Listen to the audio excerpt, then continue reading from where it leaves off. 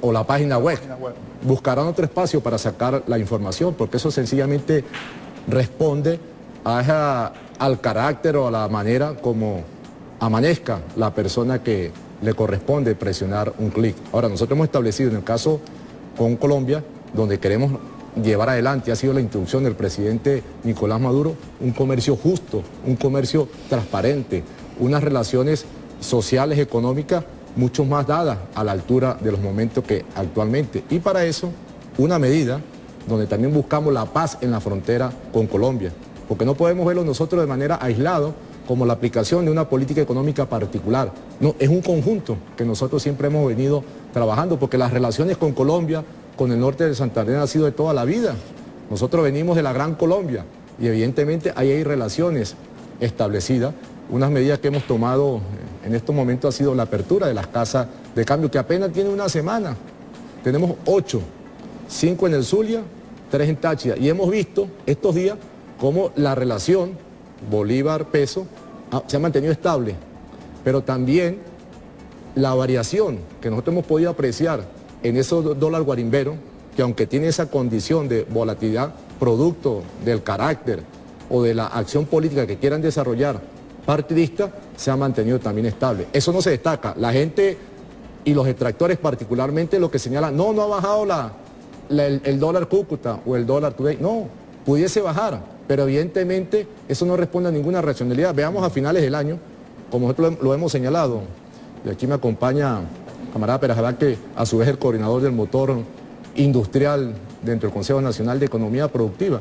Nosotros vimos una espiral que se tiró el dólar guarimbero, subieron los precios, bajó el dólar guarimbero, pero no bajaron los precios. Entonces ahí no hay ningún tipo de racionalidad en el comportamiento. Ahora, tenemos esa serie de acciones de manera conjunta con otras que vamos a implementar en los próximos días, donde a su vez el presidente nos ha conllevado a hacer una invitación a los sectores productivos colombianos que están alrededor de la frontera para efecto de establecer esas relaciones que nos permitan, con las potencialidades de ellos y las nuestras, alimentar todo el proceso que nosotros venimos desarrollando a través de los CLAC, por ejemplo. Ahora, la primera pregunta, ¿se tiene previsto aumentar el número de casas de cambio? Y en segundo lugar, en concreto, para las personas que nos están viendo y que no está cerca de la frontera, la incidencia de estas casas de cambio para la economía del venezolano, ¿cuáles son?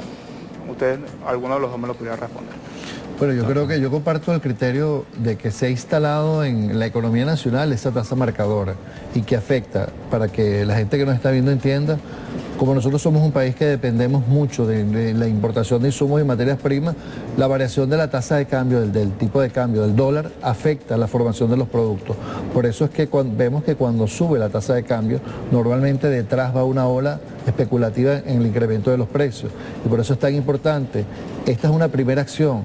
Hay otras que, por supuesto, que evidentemente no se pueden anunciar, porque son acciones que están delegadas en el presidente y el vicepresidente, pero vienen otras acciones que buscan fundamentalmente desmovilizar la tasa marcadora especulativa y bueno, que sea el gobierno nacional el que marque la tasa de cambio, le dé racionalidad a la tasa de cambio para la importación de insumos, materias primas y bienes de capital para la industria, que nos permita estabilizar los precios. Yo creo que la principal tarea de este año 2017 es expandir la producción, mejorar la distribución y derrotar o detener lo que llamamos nosotros la inflación inducida, o sea, ir simple, eliminando progresivamente esos elementos. Ayudarían a la importación. Es un componente. O sea, de manera simple sería así. Pero también... Sí, pero que no quería que se me dejara pasar por alto, que además las casas de cambio son un dique de contención para la extracción del papel moneda. Ese es otro papel que viene a jugar la rol. Entonces, además nos va a ayudar en esa tarea, y que es un sistema que apenas se está instalando, pero correcto, que no va sola, que va acompañado de otras medidas económicas. Es lo que te iba a decir, es una medida, es un paso importante, correcto, como decía el vicepresidente de Intercambio, el abrir las 8 casas de cambio y progresivamente ir analizando cómo es el comportamiento del mercado, en este caso, del otro lado de la frontera, porque el peso con respecto, o el bolívar con respecto al peso, sigue siendo igual, es decir, ellos incluso un día está a 0,8, si es además el billete de 100, si es el billete de 50 está a 0,9 y si son los billetes nuevos tiene otro precio. Por supuesto, forma parte de estos ataques que ha dicho el gobierno para el lado fronterizo o las casas de cambio formalmente allá, dicen que responden a la ley de la oferta y la demanda. Eso es lo que dicen, pero estamos en un primer paso y luego van a abrir las otras casas de cambio. Presidente ha dicho que vamos a aperturar 20 casas adicionales y vamos a crear toda una red, no solamente en Táchira, en Zulia, también para Apure y también para Ciudad Bolívar, particularmente en Santa Elena de Guairén, para tener todo un eje con la posibilidad de transar con las monedas extranjeras de los países hermanos. El presidente de la República Bolivariana de Venezuela, Nicolás Maduro, durante el mensaje anual ante el Tribunal Supremo de Justicia, anunció la apertura de 8 casas de cambio en la frontera colombiana. Vamos a ver el video. Basta de agresiones de Colombia contra Venezuela. Ya basta de agresiones de Bogotá y de la oligarquía colombiana contra Venezuela. Ya basta ya. Si no me vas a hacer bien, no le hagas mal a Venezuela. ¿Cuánto hemos hecho por la paz?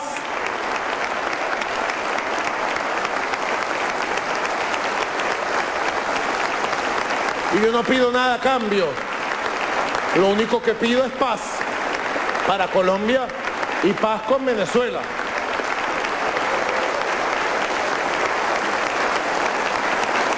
Así que mañana abren las primeras 8 casas de cambio y vamos a regularizar el tema del cambio y la moneda y a establecer la verdad.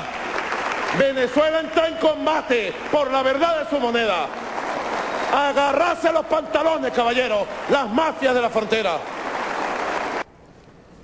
Bueno, ministro, le comentábamos mientras veíamos el video que se abrieron estas 8 casas de cambio. Hay que tener ciertos requisitos, además de eso ser venezolano. Eso por un lado.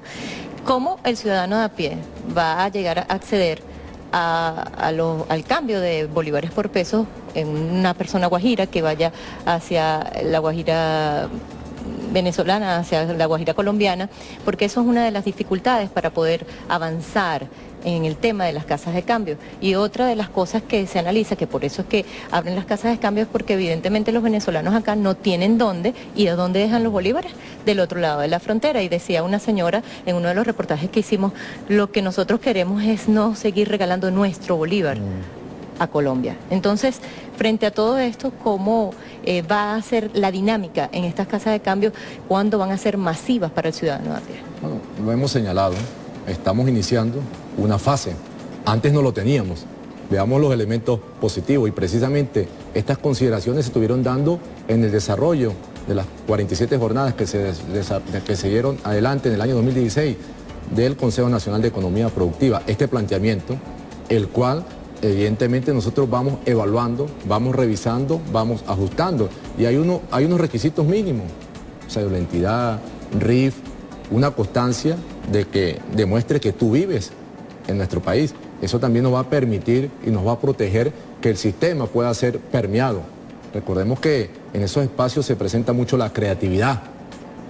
La economía cucuteña alrededor ha sido muy creativa en torno a eso, a ver de qué manera a veces nos expolia, ¿ya? Nos extraen. Claro. Veamos lo que se presentaron con los billetes. Y yo voy a destacar lo que dice Pérez Jabac. Esas casas de cambio también nos va a permitir que aquellos que tienen bolívares, que quieren hacer alguna transacción en Cúcuta, en cualquier otro espacio, en la frontera, puedan cambiar en nuestras casas de cambio, las cuales, vuelvo a repetir, se van a incrementar el número y con toda seguridad, en función que va avanzando, se va flexibilizando el proceso, sin dejar a un lado siempre estar generando los respectivos controles que nos protege el sistema. Se estaba hablando también el precio del peso, porque por ejemplo ahorita está 4-1 con respecto al bolívar, es decir, yo doy 10.000 bolívares, me dan 40.000 pesos. Eso evidentemente se presta para irme a la frontera, como está el bolívar 1-1 con respecto al peso, ahí obtengo 30.000 bolívares y así sucesivamente. Me imagino que todos estos controles para evitar eso. Sin embargo, no sé si habrá un análisis de cuánto va a bajar el precio del peso con respecto al bolívar, si se va a acercar más hacia la tasa que está en la frontera para evitar este tipo de situaciones y también flexibilizar estos requisitos, porque desde Colombia, cuando vienen para acá, si la idea también es que ellos dejen pesos acá, no hay la posibilidad. Permítame, la relación la vamos acercando también con el intercambio que se desarrolla entre ambos entre ambos países. Por eso nosotros apostamos a una frontera sana, con mecanismos transparentes, para poder de esa manera buscar ese acercamiento que usted muy bien está señalando y el cual, con este paso inicial, nosotros vamos con toda seguridad a obtener esos resultados positivos que nosotros que estamos aspirando. Y vuelvo a destacarlo, que va de la mano con otras medidas que nosotros vamos a tomar. Pero la agenda económica bolivariana también es más amplia. Hay otros elementos, hay otras consideraciones que nosotros quisiéramos abordar. Está el tema del aumento del salario, ¿no? Un tema que, bueno, para algunos lo califican de que falta algunos controles de precios, digo, en la calle, porque aumentan el salario y aumentan los precios, usted lo decía ahorita, ¿no? Algunos refiriéndose a lo que es el dólar paralelo, al llamado dólar de guerra. ¿Qué pasa con eso, ministro? Se reconoce por un lado el esfuerzo que hace el gobierno bolivariano por aumentar el salario, cosa nunca antes vista en Venezuela, pero inmediatamente los empresarios aumentan los precios. Bueno, es parte del sistema de precios que también está en revisión a nivel de toda o del programa que lleva adelante el gobierno nacional. Un aumento de salario no indica de manera automática un incremento en el nivel general de precio. Para eso tú tienes que elevar los niveles de productividad y ese también es el reto que tiene que tener el sector empresarial, los agentes económicos, porque ¿qué me puede decir a mí si mantengo estable el nivel de salario que los precios no suban? Eso no es una relación directa como a veces se quiere hacer ver y evidentemente lo generan los voceros de la derecha y muchas veces también los voceros de los entes patronales y es lógico esa posición. Ahora, nosotros veamos lo que nos ha caracterizado a lo largo de estos 18 años de revolución bolivariana. Incrementos de manera oportuna, adecuada y en los niveles que en ese momento exige la economía. Por otro lado, nos corresponde y tenemos que asumir ese nivel de responsabilidad, optimizar los mecanismos de control y seguimiento para evitar que precisamente la especulación pueda absorber o pueda minimizar el incremento que de manera constante nosotros hemos venido desarrollando. Por ahí en los años 95 y 96, no es que nos queramos quedar pegados a los 40 años de la Cuarta República, se dieron situaciones de inflación de 3 dígitos y los sueldos y salarios estuvieron congelados. Vean la connotación del gobierno de entonces a la propuesta que nosotros estamos desarrollando, pero adicionalmente a eso, que se busca la manera de mantener el poder adquisitivo del pueblo venezolano, de los trabajadores, el gobierno también genera condiciones para que los agentes económicos puedan desarrollar su actividad, puedan aprovechar las bondades tecnológicas que nosotros hemos ido adquiriendo y de esa manera eleve los niveles de productividad.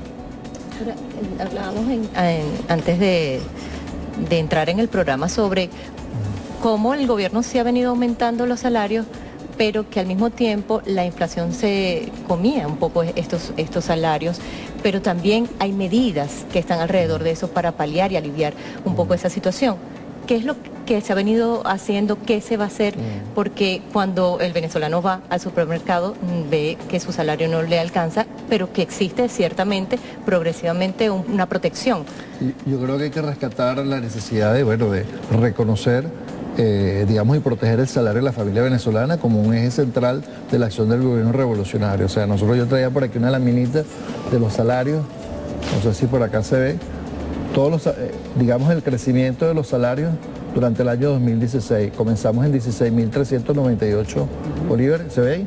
Sí. ¿Verdad? Y llegamos a 90.812. Este es un esfuerzo que, como lo decía el ministro, primero busca la protección del poder adquisitivo de la familia como, digamos, eslabón fundamental para que la economía siga funcionando. Porque finalmente si tú produces y la gente no puede comprar, la economía se deprime. Yo creo que el factor que más incide en la formación de los precios es el factor especulativo y la respuesta de la economía a las variaciones del tipo de cambio. Por eso es tan importante derrotar el dólar especulativo, porque afecta, o sea, genera, digamos, en los actores económicos una propensión a recalentar los costos de producción. Yo siento que esa es la principal tarea que tenemos ahora, elevar la producción, elevar la productividad, elevar digamos, la eficiencia de los canales distributivos, y creo que ahí tenemos, bueno, el gobierno ha lanzado todo lo que ha sido el esfuerzo con los CLAP que es un mecanismo de compensación social importante, ha mantenido los precios de muchos bienes y servicios públicos. Ahí estamos viendo lo que está pasando en Argentina, cómo ha incrementado, o sea, el déficit económico lo han lanzado a través de incrementos salvajes sobre la población, que son elementos de protección a la familia venezolana. Ahora, evidentemente, digamos que hay una enorme responsabilidad por parte del sector privado de elevar las capacidades productivas del país, producir más con menos, y que eso puede incidir de manera determinante en la formación de los precios. Claro, ministro, hay toda pareciera que, no sé, el único país donde es normal que el gobierno aumente el salario, los empresarios aumentan los precios. Es hasta psicológico y hay un juego mediático en eso, claro, ¿no? En normalizar este tipo de acciones económicas. Yo quería aprovechar la ocasión para hacer un señalamiento. La derecha de manera constante nos señala que nosotros no tenemos un programa económico. No tenemos un programa económico porque también no lo hacemos con los criterios que ellos están acostumbrados, bajo fórmulas neoliberales. Cuando el presidente lanzó la agenda económica bolivariana, dio 5 o 6 lineamientos centrales y vemos cómo a lo largo del año 2016 se les dio cumplimiento al mismo. Anteriormente tú hablaste del incremento del salario, protección social, habló el presidente, a la clase trabajadora, pero también protección social de manera general a la familia. El presidente habló de un nuevo mecanismo de captación y asignación de divisas. ¿Cómo resistimos nosotros con un 87% en promedio menor las divisas de lo calculado en los últimos 10 años para atender el año 2016? Es decir, con el 13% de lo que veníamos nosotros recibiendo en promedio los años anteriores, pudimos atender el nivel de importaciones. Eso es gracias a la incorporación del sector privado, porque se establecieron distintas condiciones a través de la agenda económica bolivariana para estimular la colocación por parte de estos sectores. Ustedes como también vocero... hablamos, disculpe, el presidente habló de la reorganización de la misión alimentación y vemos entonces cómo se transformó y cómo el pueblo se empoderó del hecho de la distribución de los bienes y productos esenciales. Fue la verdadera resistencia y de ahí el saludo a todo ese pueblo que atendió el llamado del presidente a través de la figura de los CLAC, que este año, y lo ha señalado el presidente Nicolás Maduro, el 12 de marzo nosotros vamos a estar distribuyendo 6 millones de bolsas, vamos a estar atendiendo 6 millones de familias, lo cual demuestra un esfuerzo importante del gobierno nacional para combatir precisamente todas estas acciones que van en contra, no del presidente Nicolás Maduro, es en contra de la tranquilidad, es en contra de la paz de la familia venezolana. Entonces eso echa por piso, pero adicionalmente el presidente habló de la revolución tributaria y quien logró cubrir parte de los ingresos fiscales que por la vía del petróleo disminuyeron fue precisamente la recaudación que llevó adelante el CENIAC a través de la disminución en la evasión, en la elusión, y hoy vemos cómo el presidente en este mismo ámbito de la revolución tributaria incorpora un tributo al patrimonio neto para todos aquellos cuyo patrimonio sea superior a los 11 millones de unidades tributarias y adicionalmente para compensar, y es lo que se tiene que valorar, todas aquellas personas que tuvieron ingresos inferiores a las 6.000 unidades tributarias el año 2016 van a estar exentos del pago de impuestos sobre la renta. ¿Eso es un monto aproximado, ministro? Eso da aproximadamente 1.062.000 al año. Cuando tú lo llevas son aproximadamente 100.000. Ahora me gustaría la posición de ustedes, Madeleine. El Fondo Monetario Internacional se refirió sobre Venezuela y dice que Venezuela avanza a una hiperinflación. Ustedes como voceros en este programa de económicos del gobierno bolivariano, ¿qué le responderían? El año pasado también hablaban de hiperinflación y bueno, estuvimos muy lejos de ello, a pesar de las difíciles circunstancias en que hemos venido atravesando. Cuando vemos, por ejemplo, las calificadoras de riesgo, lo que vienen haciendo con el país. Fíjate que lo tuvimos durante todo el año pasado, cuando Venezuela fue a reperfilar la deuda de PDVSA. Bueno, el riesgo país estaba sumamente alto y sin embargo los bonos hoy se está cotizando el 80%. Es decir, nosotros por ese tipo de indicadores no podemos guiarnos, porque Venezuela además atraviesa un proceso político y económico inédito. O sea, si nosotros nos comparamos con la región o con la visión que tienen digamos, estas agencias calificadoras de riesgo o agentes financieros internacionales, nosotros ya estuviéramos quebrados. Fíjate tú lo que decía el ministro. O sea, la contabilidad daba que con esa caída de los ingresos petroleros el país no iba a poder funcionar el año que viene. Y por eso se apostaba tanto a evitar que Venezuela pudiera buscar recursos extraordinarios fuera, que PDVSA pudiera reperfilar su deuda, que los privados pudieran traer sus recursos. Tuvimos muchos problemas para poder transitar el camino, porque, bueno, ustedes se acuerdan la famosa salida repentina del Citibank como agente fiscal para el país, así que prácticamente nos fueron estrangulando, y sin embargo el país, gracias a las alianzas internacionales y gracias, bueno, a ese esfuerzo compartido entre el privado y el público, salimos adelante, y este 2017 estamos en muchas mejores condiciones. ¿Qué dicen los privados cuando ustedes plantean todo esto en esta comisión, en estas reuniones que se hacen semanalmente en Miraflores? Cuando ustedes le plantean y exponen todo esto, ¿qué dicen los privados? Mira, yo creo que los privados, hay una prueba incontrovertible de lo que pasó en el año 2016. Están apostando al país, los que están allí, los que tienen sus fábricas, sus plantas, sus fincas.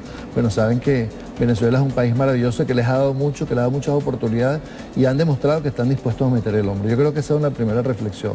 Nosotros, cuando miramos lo difícil que fue el año 2016, a pesar de toda esta estructura política, económica, las dificultades de ingreso que tuvimos y que logramos entre todos los venezolanos y venezolanas, trabajadores y trabajadoras, de manos del presidente Nicolás Maduro, productores y productoras, salir adelante, y vemos que el 2017 es un año que se perfila mucho mejor. Primero, recuperamos un espacio para el diálogo productivo y la confianza. Tenemos todo el mapa productivo de la nación. Tenemos mejores, o sea, si sacamos la contabilidad, bueno, Venezuela este año 2017 le debería ingresar 33% aproximadamente más de ingresos por la vía petrolera. Entonces son como 6.000 millones de dólares adicionales que el Estado pudiera colocar. Y si el privado pone por lo menos 15.000 millones de dólares, o sea, por lo menos 5.000 millones de dólares más, las condiciones para las importaciones de insumos, materias primas y la reactivación productiva del país van a ser mejores para el año 2017. Yo siento que estamos en muchas mejores condiciones, pero además somos mucho más eficientes en la distribución. Sí, porque